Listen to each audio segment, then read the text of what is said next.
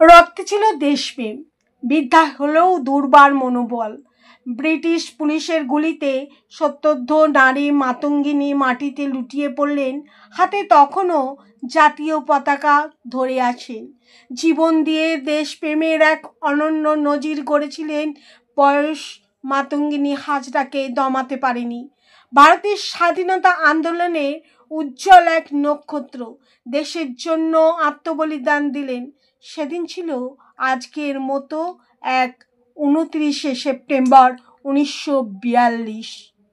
চরকা কাটা থেকে লবণ সত্যাগ্রহে অংশগ্রহণ, ইংরেজ বিরোধী সব আন্দোলনে সামনে সারিতে থাকতেন। স্বামীর মৃত্যুর পর স্বাধীনতা আন্দোলনে আরও বেশি করে জড়িয়ে পড়েছেন।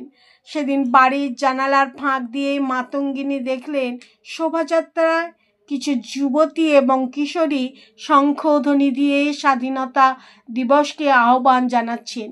সিদ্ধান্ত নিলেন তিনিও এই শোভাযাত্রায় সামিল হবেন। মাতঙ্গিনী হাজরাকে সাদরে গ্রহণ করা হয়। তার মনোভাব দেখে তরুণরা উদ্বুদ্ধ হতেন, নেতারাও আশ্চর্য হয়ে যান। লেফটেন্যান্ট গভর্নর অ্যান্ডারসন তমলুকে আসবেন। তাকে পতাকা দেখিয়ে দায়িত্ব দেয়া হয় মাতঙ্গিনীকে। পুলিশের কর্ডন ভেঙে পৌঁছে যান নির্দিষ্ট জায়গায়। কালো পতাকা দেখিয়ে তিনি চিৎকার করেন, go back governor, go back. গ্রেপ্তার করা হয় মাতঙ্গিনীকে। 6 মাস পর জেল খাটলেন। গান্ধীজির কুইট ইন্ডিয়া বা ভারত ছাড়ো আন্দোলনে সামিল হয়েছিলেন।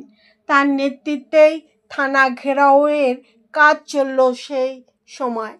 এমনই একদিন মাতঙ্গিনীর নেতৃত্বে তমলুক থানা দখলের কর্মসূচি ছিল। এই কর্মসূচিতে প্রাথমিকভাবে মেয়েদের যোগে নারাজ ছিলেন নেতৃত্ব, কিন্তু মাতঙ্গিনীর জেদের কাছে হার মানতে হয়। 29শে সেপ্টেম্বর 1942 অভিযানের একদিকে মাতঙ্গিনী বাহিনী, অন্যদিকে তৈরি ব্রিটিশ পুলিশ।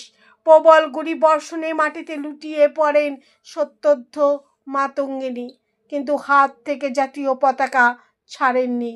আজ বীরাঙ্গনা মাতঙ্গিনী হাজরার আত্মবলিদান দিবসে আমাদের শ্রদ্ধাঞ্জলি।